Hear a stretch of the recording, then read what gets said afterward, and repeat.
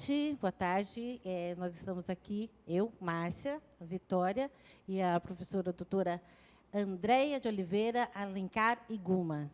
Vou fazer a apresentação dela, que é imensa. Ela é egressa do curso de graduação em Letras e do mestrado Literatura e Práticas Culturais pela PPG Letras da Universidade Federal da Grande Dourados, em 2012. É doutora em Estudos Literários pela Universidade Federal de Uberlândia, a UFO. É pós-doutoranda em Educação pela Unesp, Presidente Prudente, com bolsa do CNPq. É membro do Comitê Proler, em Cidade de Dourados, vice-líder do Grupo de Pesquisa e Formação de Professores e as relações entre as práticas educativas em leitura, literatura e avaliação de texto. É membro do Grupo de Pesquisas em Espacialidades Artísticas, GPEA. Atua principalmente nos seguintes temas: literatura e ensino, literatura infantil e juvenil, políticas públicas de leitura e vertentes do insólito. É idealizadora do Instituto Educacional Travessia Literária, um projeto ativo nas redes sociais, que conta com o Insta e o canal do YouTube, e criou um espaço virtual voltado à literatura, a sua relação com a escola, com a sociedade e com a vida.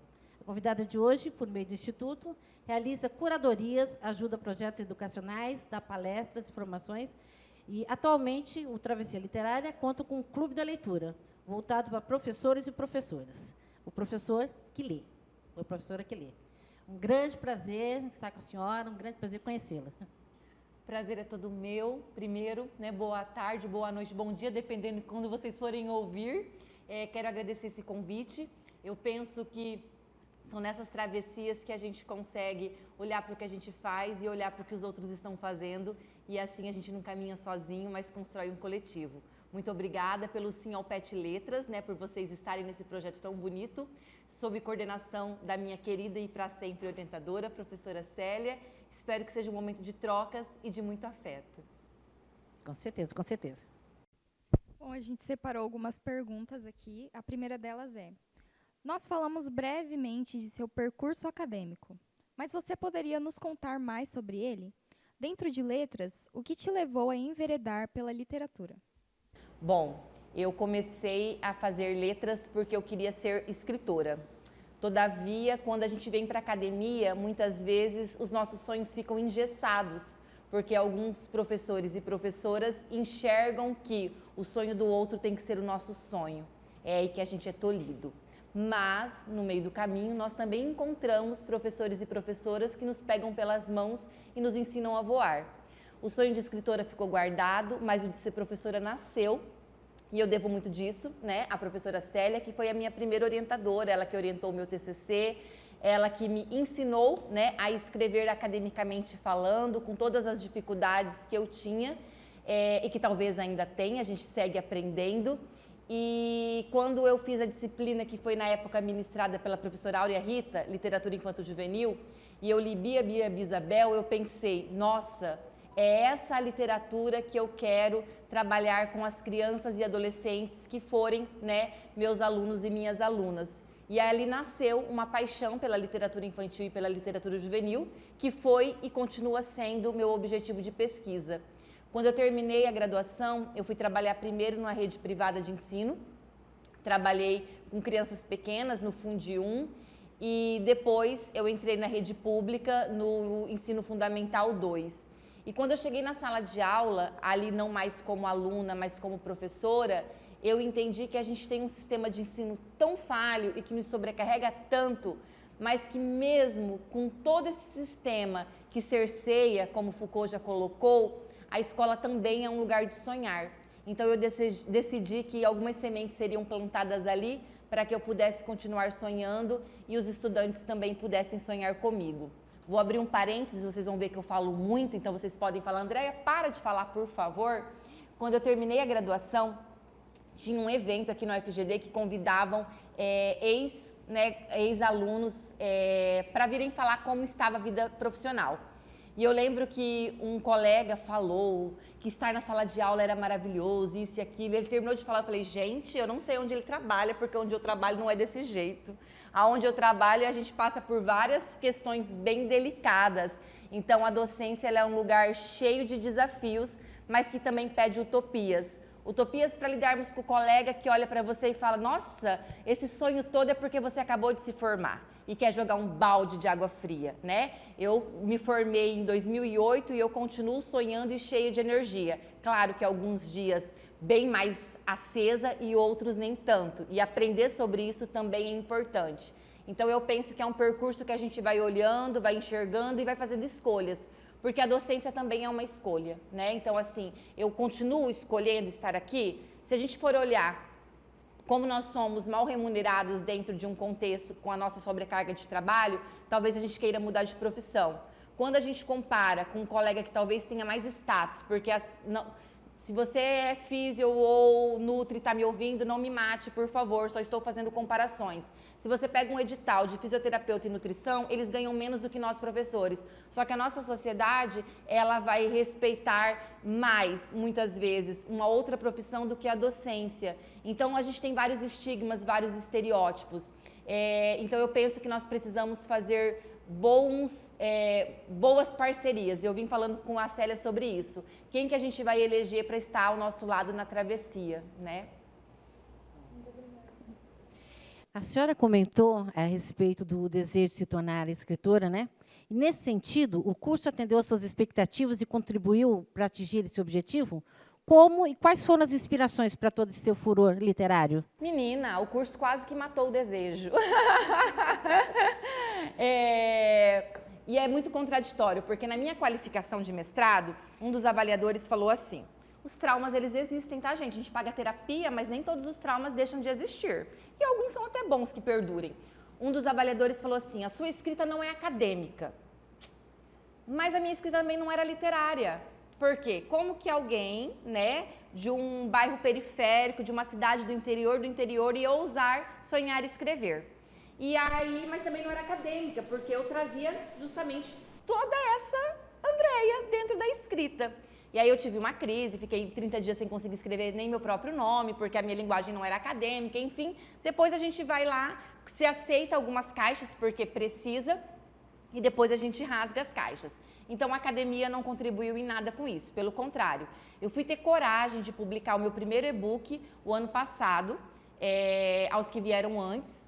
É a compilação de alguns poemas que eu escrevi no meu processo de elaboração de luto, quando eu perdi os meus avós, e também em relação ao que eu penso com a palavra.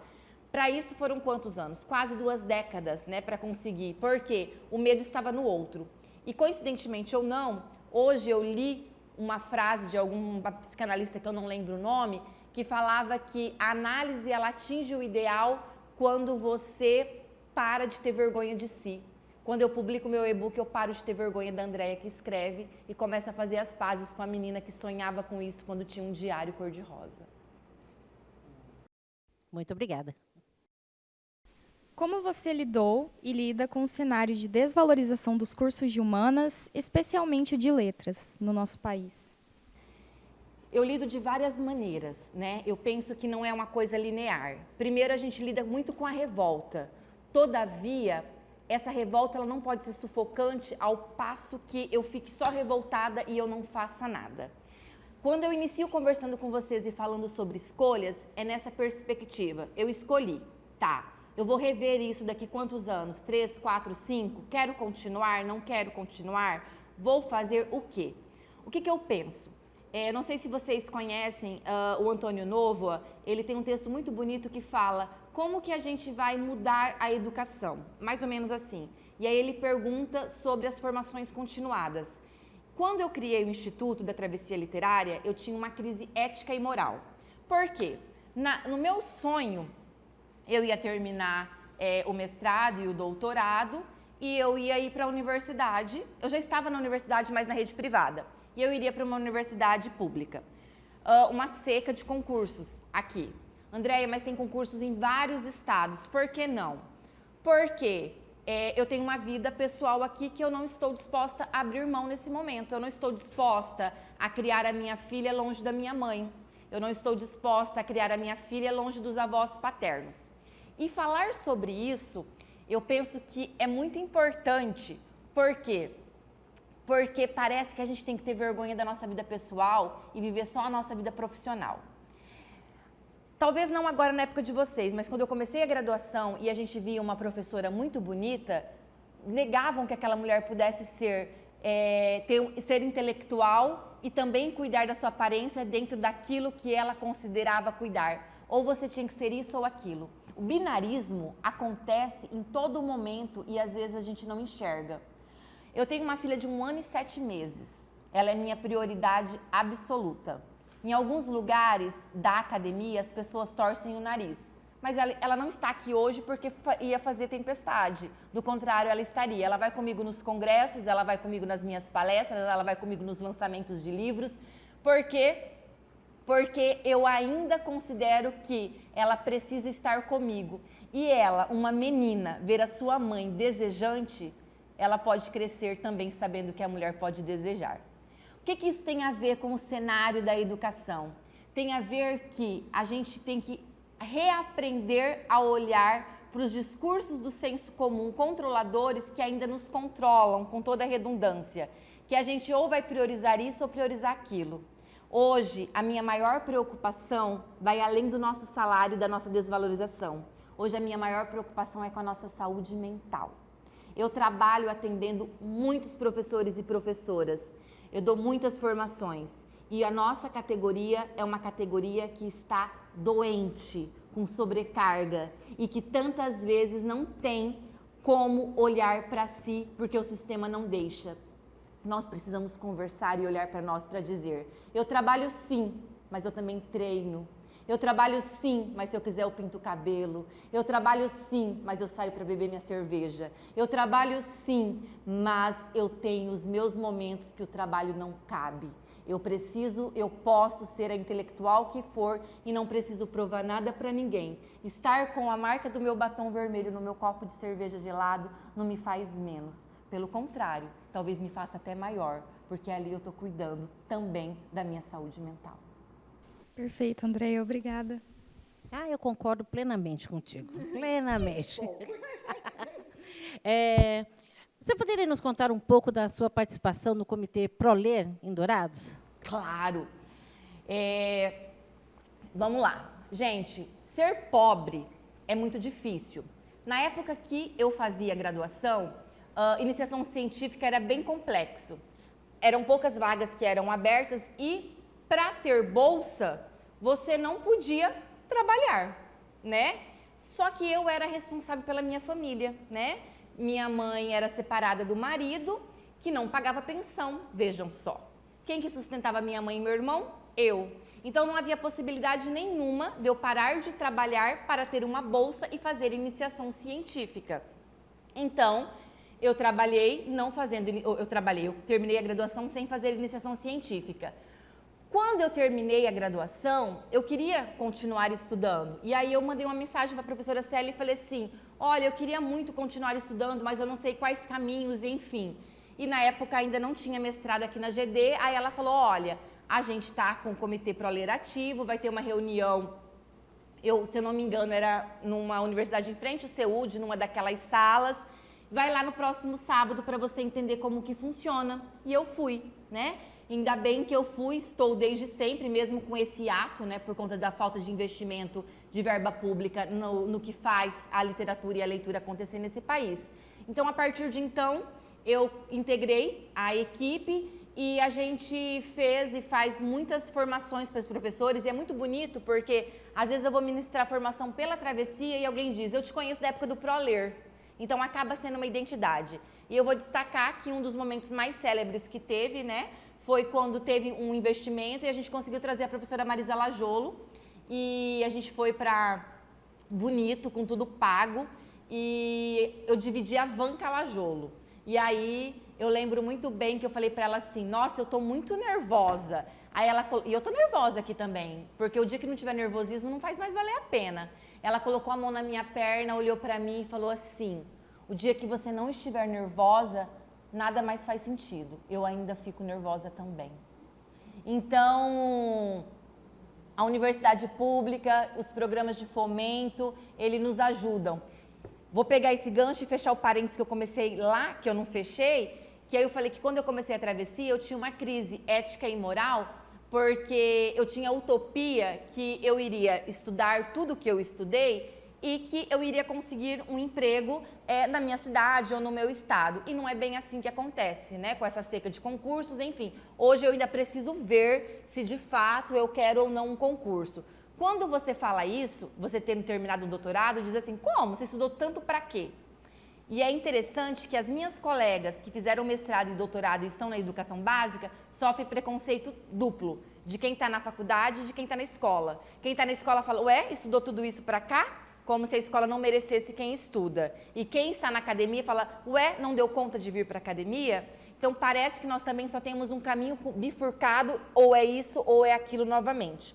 A Travessia Literária, ela é um instituto que fornece formações e que na maioria das vezes quem paga são os próprios professores. Porque muitas prefeituras não contratam porque querem que você faça um trabalho sempre de graça, sempre de graça, sempre de graça. E eu tinha uma crise. Eu vou cobrar de colega?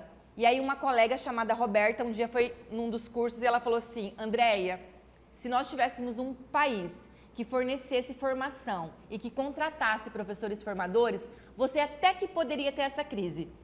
Mas a gente tem um país que não fornece formação e que infelizmente nós precisamos.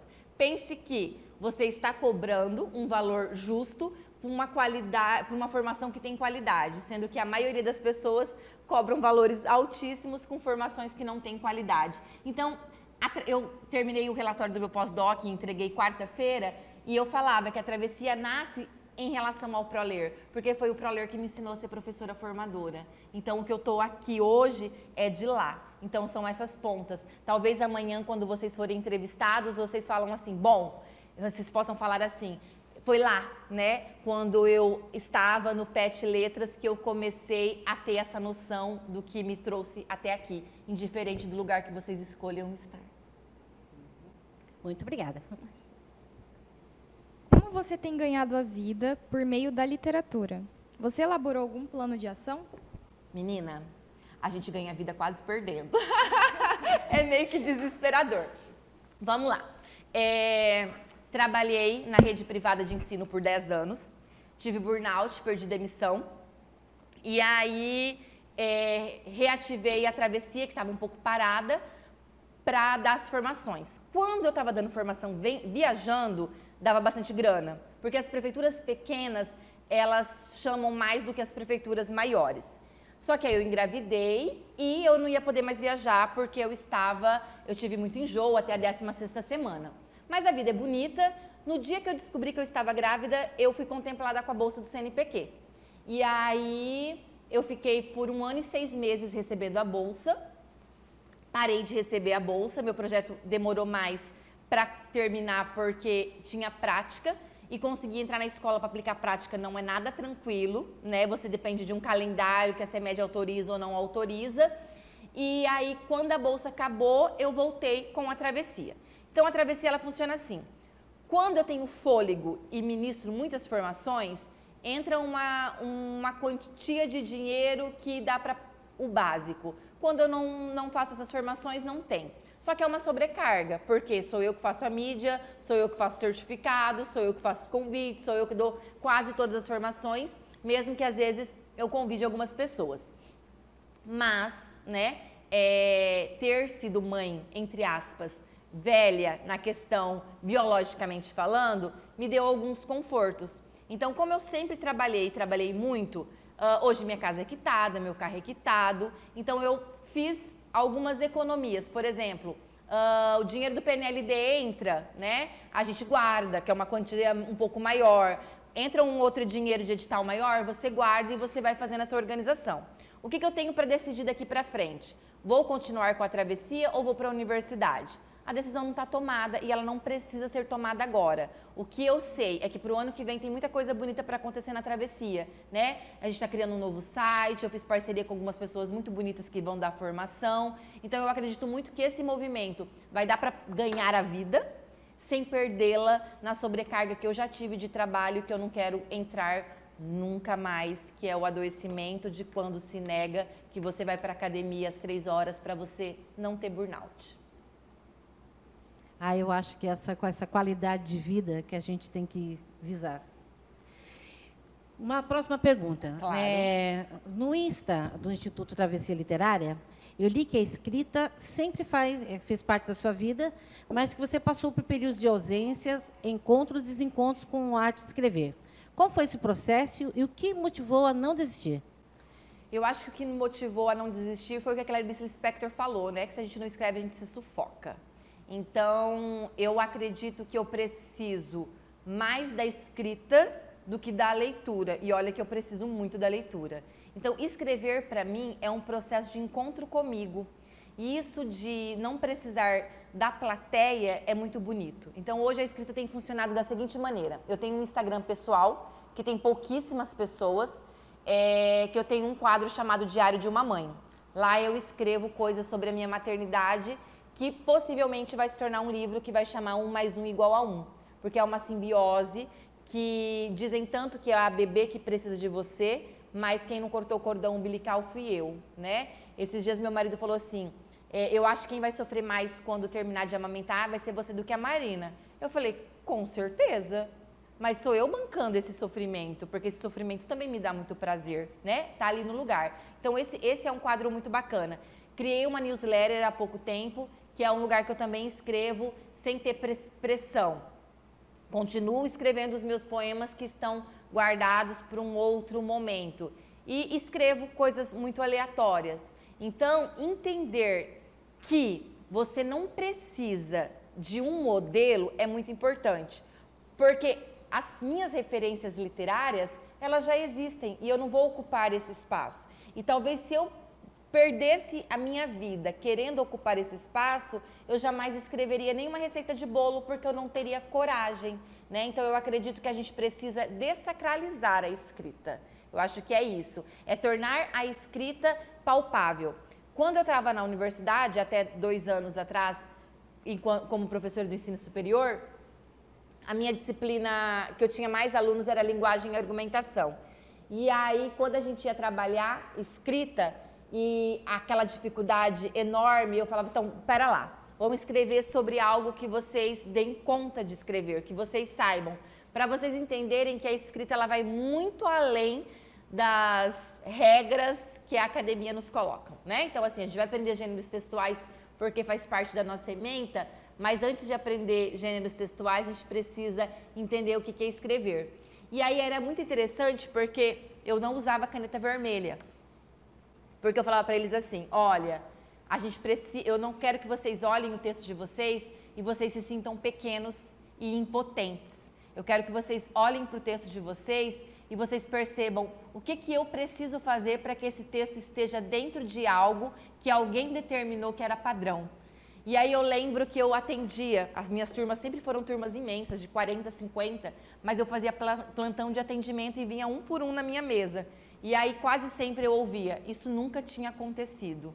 Por quê? Porque não se olha para o indivíduo. Quando não se olha para o indivíduo, a gente quer padronizar, inclusive, o processo da escrita. Então, eu me perdi no processo de me encontrar. Então, quando eu estou com sobrecarga de trabalho, eu não escrevo. E aí, quando eu não escrevo, eu deixo de existir um pouquinho. E quando eu deixo de existir um pouquinho, a minha vida, né, vai se esvaindo. Por quê? Porque alguém está determinando o que eu faça. Minha gente, teremos momento de muito trabalho? Teremos. Eu não tenho problema nenhum em falar assim, olha, peguei um trabalho grande para fazer e 1 semana do mês vai ficar muito corrido. Ok, é 1 semana do mês. O problema é que serem todas as semanas isso. E é gostoso, tem semana que você tem um monte de banca para participar e você tem isso, você vai para evento e você... Ok, faz parte. Agora, o que é adoecedor e triste é quando eu converso com muitas colegas que estão na universidade e dizem, e aí, como tá a vida? Do mesmo jeito, né, Andréia? Tô sentada aqui na frente do computador desde a hora que eu levantei. E tem uma vida acontecendo, né, lá fora. Então, a escrita é isso. A gente precisa entender que o que é meu e o que é do outro. Quando a gente entende isso, a gente vai para um processo bem mais bonito. Ok. Andréia, vimos recentemente que você inaugurou um clube de leitura, que é voltado para professores e professoras, é o Professor que Lê. que visa estimular o contato contínuo dos docentes com a literatura. O que a inspirou a dar à luz a essa ideia? Como tem sido a execução desse projeto e quais são seus planos para ele a longo prazo?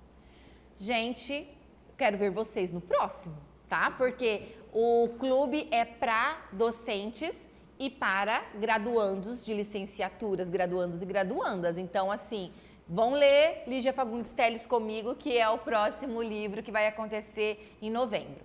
Pois bem, há alguns anos, Graziele e eu idealizamos em Dourados, foi o primeiro do estado, o Leia Mulheres, que é um projeto nacional, que acontece em todos os estados do país e que deu muito certo. Todavia veio a pandemia e eu não tinha condições de assumir mais nada online, porque as aulas já me sobrecarregavam de uma maneira exaustiva. Paramos com Leia Mulheres. Antes da pandemia, eu coordenava um clube de leitura num projeto chamado Amor.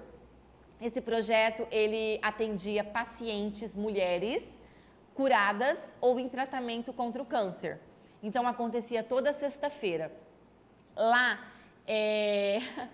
a literatura não escolarizada, não que eu tenha problema com a literatura escolarizada de forma alguma, desde que ela aconteça como a Magda Soares nos ensinou, né? De uma maneira que, de fato, aconteça não didatizante. Mas a literatura que ocupa espaços fora da academia, ela tem muita força.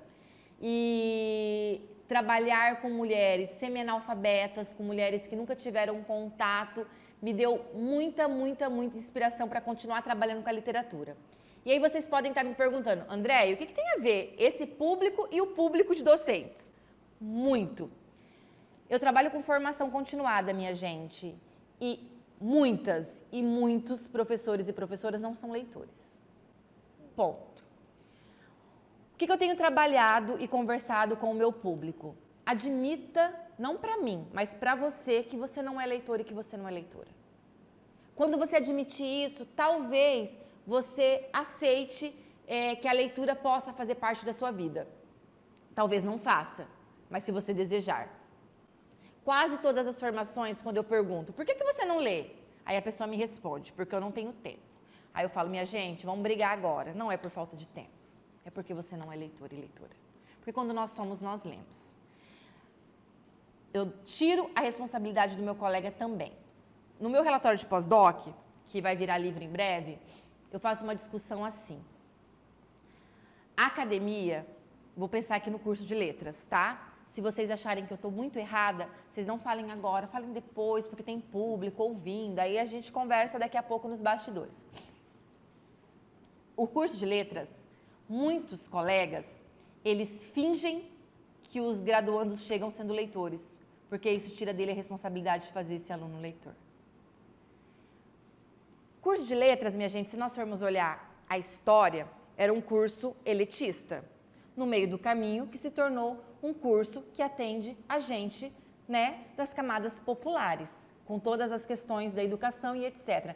Mas pensar em estudar literatura era uma coisa muito elitista. Não é, mas há quase uma tradição nas estruturas curriculares quando você olha que a disciplina de literatura e ensino tem um semestre ou dois, quando tem. Em muitas universidades não tem. Quando a literatura infantil e juvenil tem um semestre ou dois, e muitas universidades não tem. O que eu quero dizer? Eu vou lá e eu aprendo muita coisa importante e interessante dentro da teoria literária. Não estou negando isso. Todavia, isso não está fazendo com que o estudante de letras se torne leitor. O problema não é meu se você chegou no curso de letras não lendo. Vou passar meu conteúdo e pronto. Esse estudante que chegou sem ser leitor e aí sai da universidade sem ser leitor, vai ser o professor e a professora que vai ter que tornar a criança e o adolescente leitor, mas ele não é. Como? As formações continuadas quase sempre são para inglês ver, né? Então a gente vai lá, informações que precisam para cumprir o protocolo e etc. Não há um trabalho que invista nas nossas bibliotecas, pelo contrário, as bibliotecas escolares fechadas, depósitos de livro, depósito de livro. quando é que se fala de leitura? Então, o que eu percebi? O que todo mundo, ou muita gente já sabe, para não ser generalista aqui no meu discurso, que muitos colegas não leem. O clube é só para quem não lê? Não.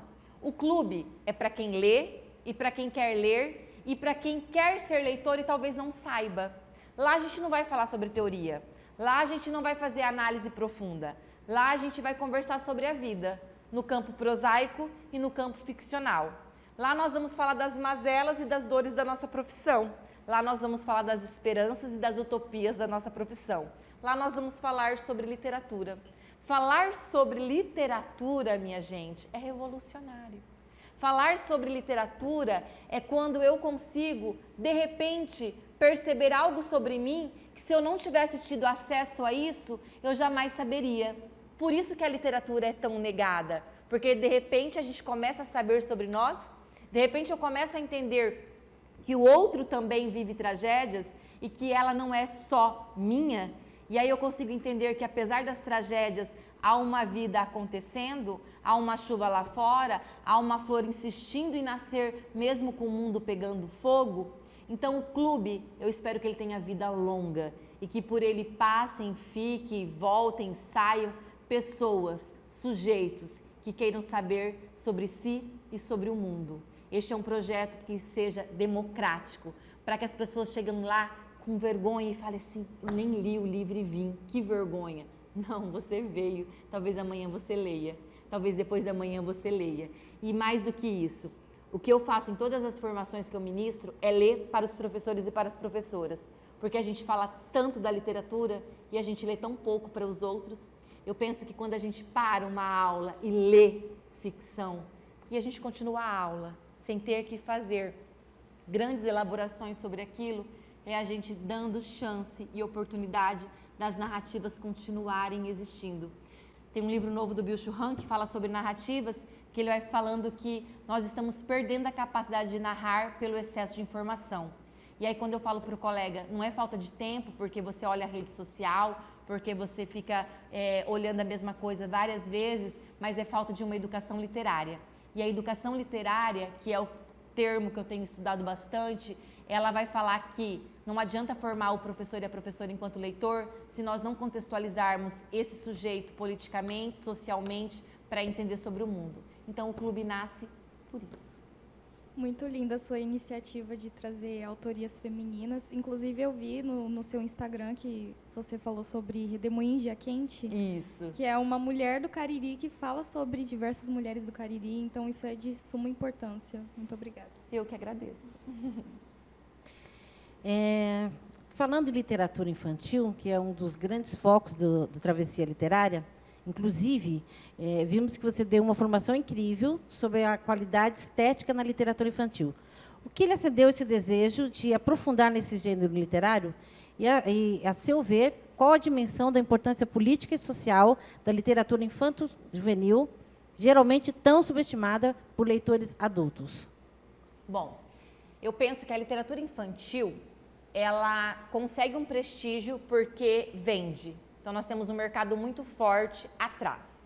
Quando eu ofereço a formação sobre qualidade estética, é porque, muitas vezes, a pessoa não sabe o que é um livro paradidático, o que é um livro literário. E mesmo quando é um livro literário, nem todo livro literário vai ter qualidade estética, né? Então, a gente conseguir compreender, passar, né, fazer um percurso mesmo, desde Kant, passa por Eagleton, vai pensando todas as discussões, vai passar pelo Adorno, pelo Bourdieu, e aí a gente vem para pensar todas essas questões e entender ali o que é qualidade estética.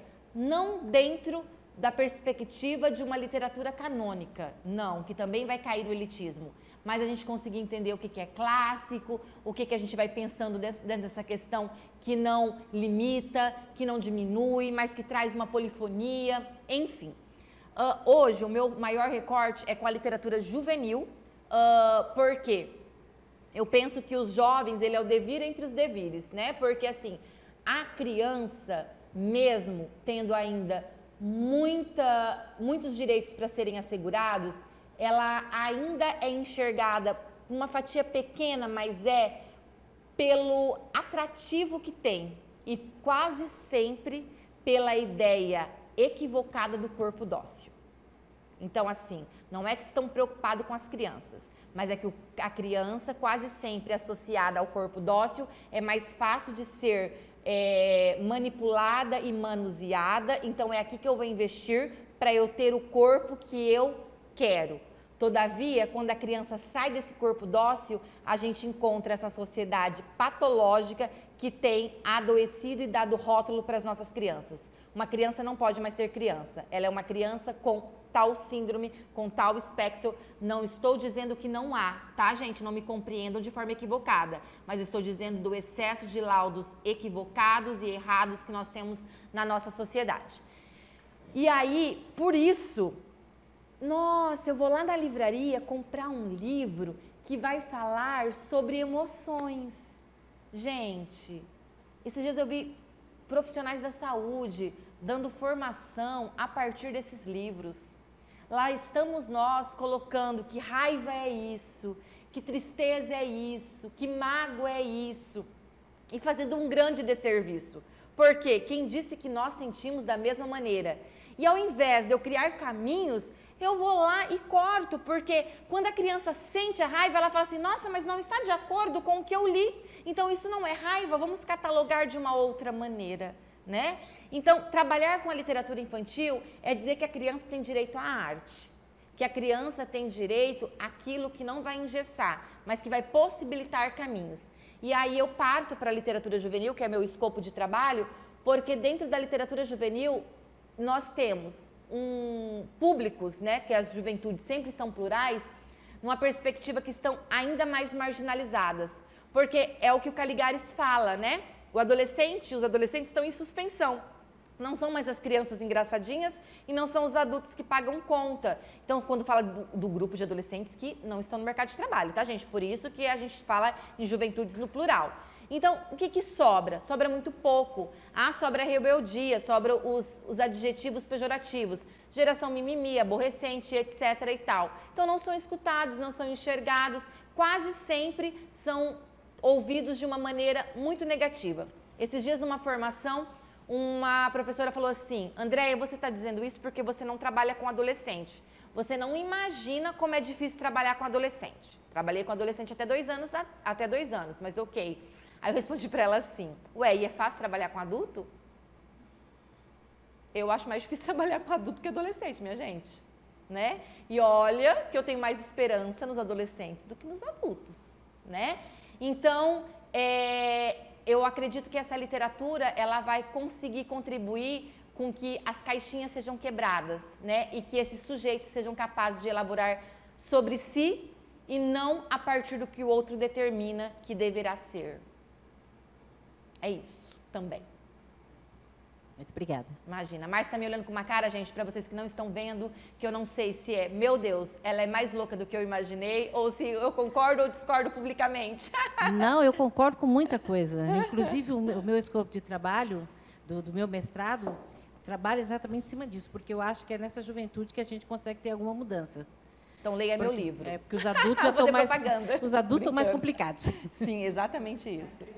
Ah, é? Ai, que bom. Andréia, percebemos que você é uma super mulher, professora do ensino básico e superior, escritora, palestrante, mãe, criadora de conteúdos do Instagram. Como você equilibra todas essas facetas da sua carreira? Você já passou por muitos momentos de sobrecarga, você mesmo disse, né, que do burnout que você teve e tal. Como o ritmo acelerado das redes sociais impactou e impacta no seu trabalho? Hoje eu não equilibro mais nada, eu me permito ser desequilibrada, gente. E desde que eu me permiti ser desequilibrada, minha vida está bem mais bonita. Por muito tempo eu tinha uma jornada de trabalho que eu chegava na instituição que eu trabalhava 8 da manhã e saía às 10h40 da noite. Então eu era coordenadora de departamento e professora, no presencial e no ensino à distância, né? Então a conta chegou alta, né? Mas ainda bem que eu faço terapia e que eu consegui sair de lá antes de ter um quadro ainda mais grave. Então, o que acontece? Hoje, eu olho para as redes sociais para ser minha parceira e não para me adoecer. Então, eu não estou preocupada com quantos seguidores que tem a travessia, com quantas pessoas visualizaram ou não visualizaram. Eu estou preocupada em quê? Usar aquele canal para que o meu trabalho seja divulgado. O alcance sempre dá certo? Não dá certo sempre. Por quê? Porque a dinâmica, pensando aqui no Instagram, é uma dinâmica que eu não quero. Eu não quero ficar fazendo vídeo o tempo todo, porque eu gosto muito mais de escrever. Eu não vou acessar a nova rede social do Instagram, porque não é o meu perfil. Então, tem todas essas questões para serem olhadas. Então, vamos pensar. Hoje, né, eu penso que, se você falar, Andréia, fale sobre você, eu vou falar que eu sou mãe, primeiro, pesquisadora e professora, porque hoje eu estou mais na pesquisa do que na docência, mas é uma tríade que eu acredito e que me sustenta. Eu penso que eu consigo, porque eu tenho uma boa rede de apoio, né? Eu tenho pessoas que me auxiliam no processo quase que todo, né? Eu estou aqui, minha mãe está olhando a minha filha, né? Então, assim, optar por não colocar minha filha na creche, que é uma opção minha, gera incômodo em algumas pessoas. Nossa, se você coloca, você consegue produzir mais. Hoje a minha intenção não é produzir mais. Hoje chega convite para escrever, sobre isso eu não quero escrever nesse momento, muito obrigada. Você pode dar tal formação e tal palestra? Não, eu não tenho agenda para isso nesse momento. Minha agenda só está disponível a partir de então. Então, eu acho que entender, talvez a coisa mais bonita que eu aprendi nos últimos anos, a minha desimportância. Quando eu entendi que eu sou desimportante, eu comecei a falar mais nãos, porque eu não fico com medo de não ser mais convidada. Eu não fico com medo de não conseguir o mercado de trabalho. Eu não fico com medo de não ter quem me leia. Eu entendi que eu sou desimportante. Então, quando eu fui fazer o quarto da Marina, o poema que está escrito, né, no quarto dela é: pessoas te amarão por seus despropósitos, Manuel de Barros. Eu não tive uma filha para ter propósito, eu tive uma filha para brincar com os despropósitos, para entender que ela não precisava seguir uma linha que determinassem para ela. Talvez o que a maternidade me ensina diariamente é que para eu ensinar eu preciso aprender. E quando você aprende sobre desimportância, você trabalha menos. E se você trabalha menos, talvez você trabalhe melhor, porque você consegue olhar para aquilo que de fato é bonito e importante. Todavia, eu preciso ter cuidado com isso, porque eu estou perto dos 40 e já trabalhei muito. E vocês estão começando uma carreira. Quando a gente começa uma carreira, a gente precisa falar muitos sims. Só que, minha gente, me permitam dar esse conselho. Se vocês não quiserem, joguem fora, mas eu vou dar mesmo assim. Façam cronogramas. Eu vou trabalhar muito por 5 anos.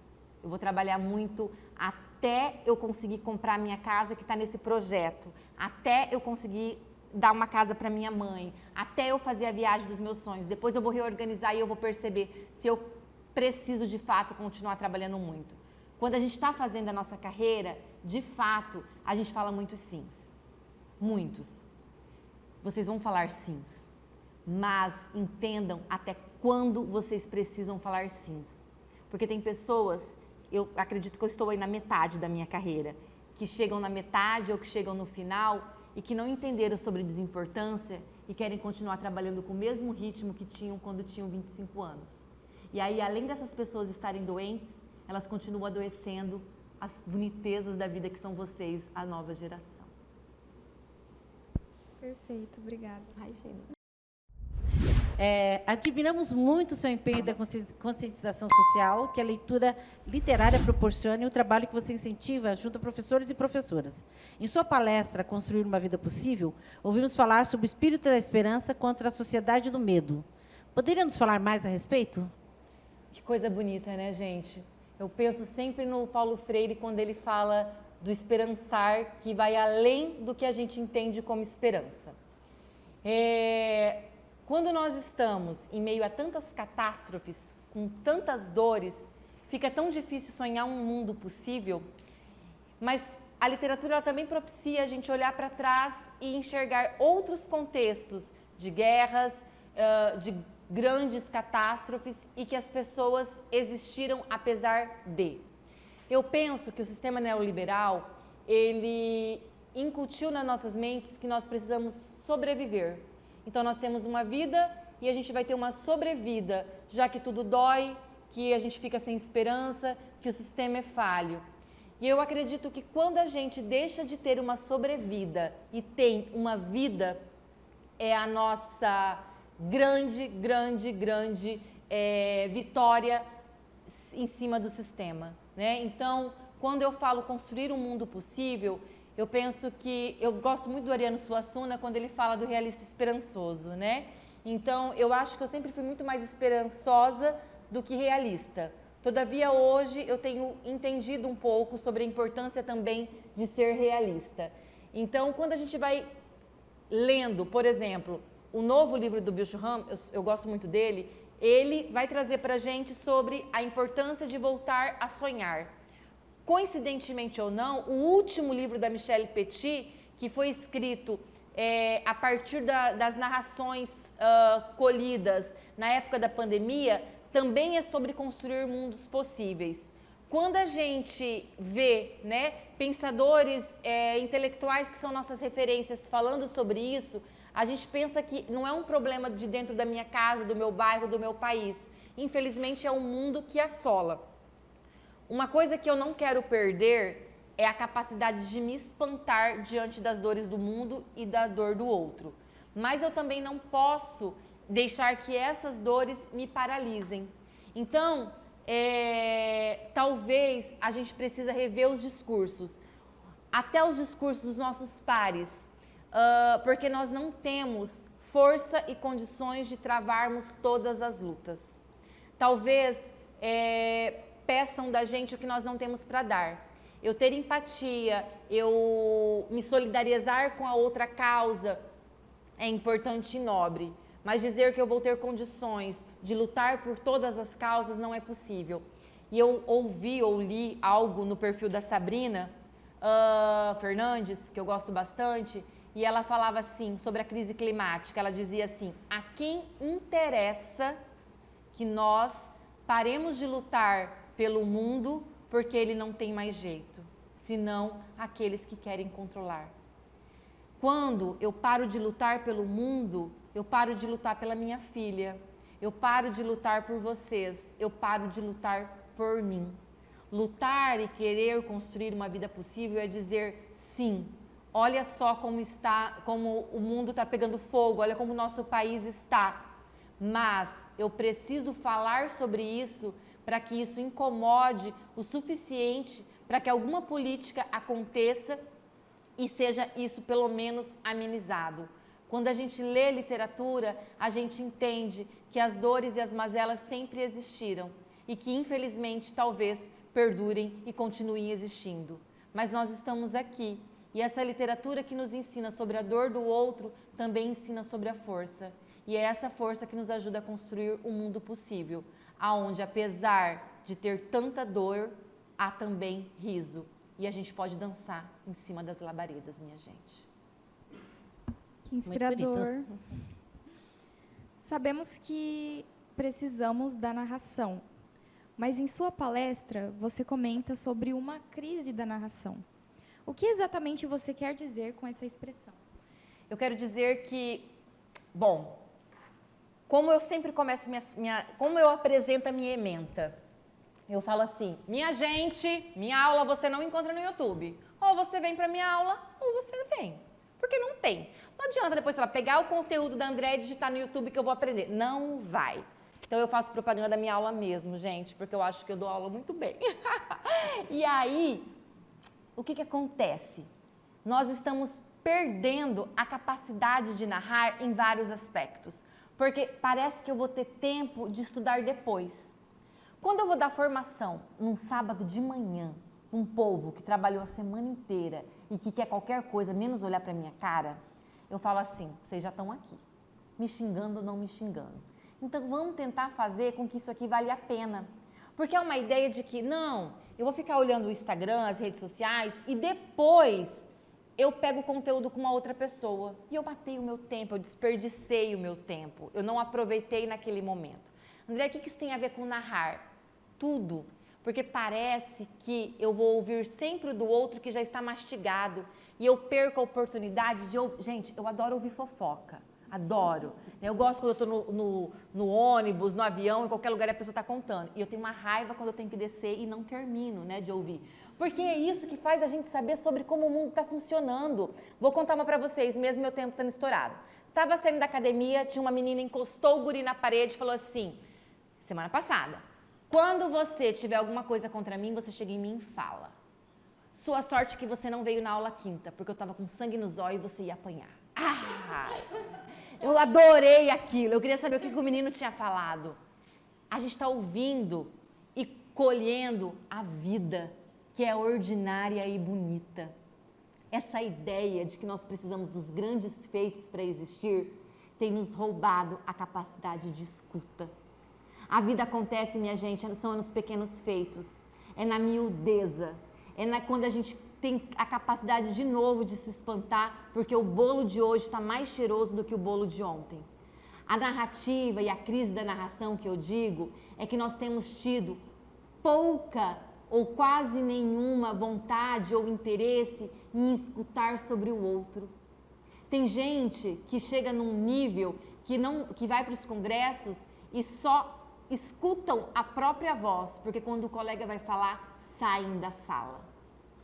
Quando a outra pessoa vai falar, eu não paro para ouvir. E com isso a gente tem uma crise, porque nós não estamos mais nos escutando e nem contando. E nós precisamos contar, porque a vida ela é narrada.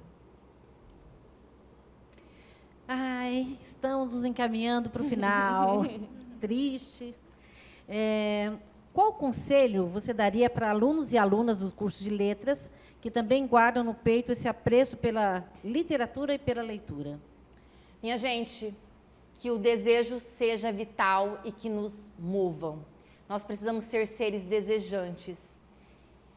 O Manuel de Barros tem um poema que diz assim, que a beleza de uma coisa não se mede com balanças, barômetros ou fitas métricas. A beleza de uma coisa é de ser medida pelo encantamento que a coisa produz em nós.